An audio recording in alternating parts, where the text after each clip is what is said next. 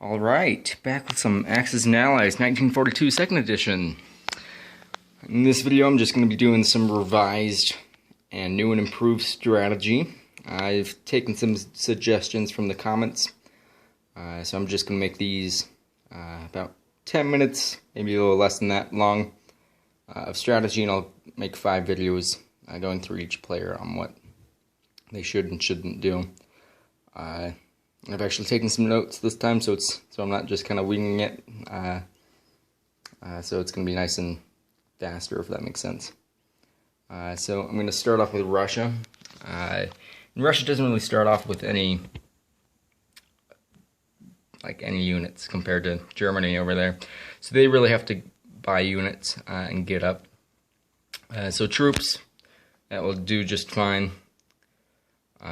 You can buy 8 of those at the start of your turn, and that'll be fine. And if you just keep on doing that trend, obviously you're not going to buy troops for the entire game, because you need to get some high power units in there eventually.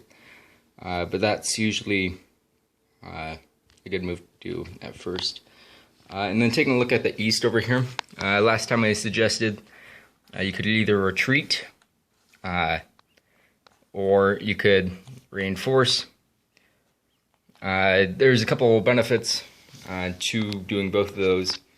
If you retreat, Japan's going to focus more on the northern part of Russia, which alleviates India for the UK, because they're focusing more units up there.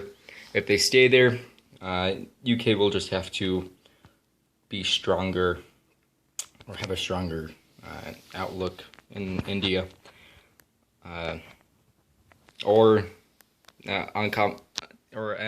An uncommon strategy would be to maybe fly a plane over eventually, not in the first rounds or the first couple of rounds, but maybe round 5 at the earliest, to actually start attacking Japan, depending how well you're doing in the east. So let's see.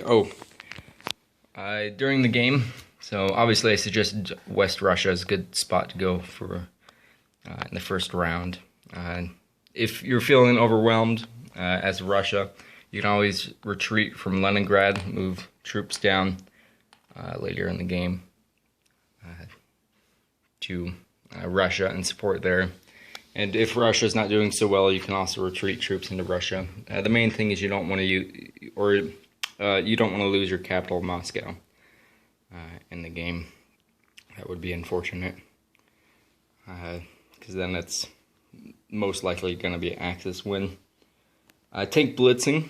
So tanks are good with Russia. Tank blitzing, going through territories after the front lines are all dwindled. Tank blitzing back and forth would be good to get a couple extra IPCs per turn.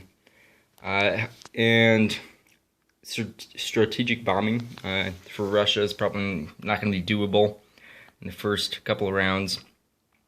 So you can't really go out after that factory in Germany just quite yet. I did suggest a couple things, maybe going into China like that in the last video, but that is not the best move.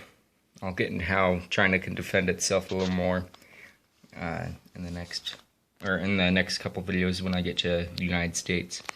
But they're best at the front line, so if you move them up the front lines, that would probably be the best move to do. As well as, I personally like to just retreat my troops out of that part of Russia,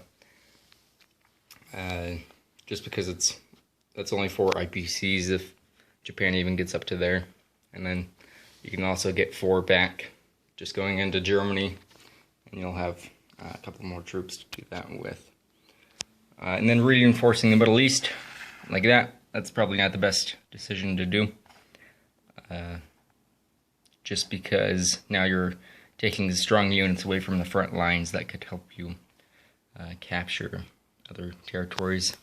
And just one mistake I had with Germany in the last strategy, there's actually one plane there, so keep that in mind. So Ukraine could be possible earlier on in the game.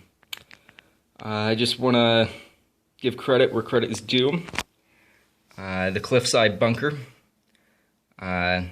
in his Essential Customization series. I saw that. And he suggested using these Risk cities as factories or industrial complexes. I thought that was pretty nifty. So I just thought I'd give him credit. If you have any questions about the game, I'll answer them in the comments best to my ability.